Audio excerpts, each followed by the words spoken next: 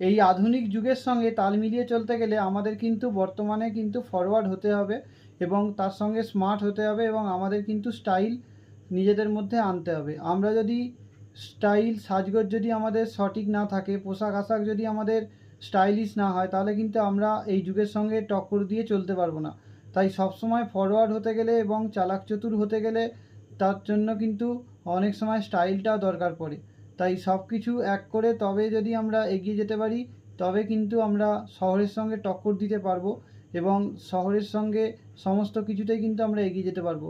গ্রাম থেকে জন্মেছে বলে বা মফস্বল এলাকার লোক বলে যে সে কোনো দিন স্টাইল দেবে না, সে কোনো দিন সাজবে না গুজবে না, তার মধ্যে যে তার কোনো শখ পূরণ বা তার কোনো স্বপ্ন থাকবে না, সেটা হতে পারে না। তাই বর্তমান সমাজে যদি আমাদের ফরওয়ার্ড হতে হয়, তাহলে কিন্তু অবশ্যই কিন্তু স্টাইল এবং স্মার্টনেস আনার আমাদের কিন্তু সকলেরই প্রয়োজন আছে।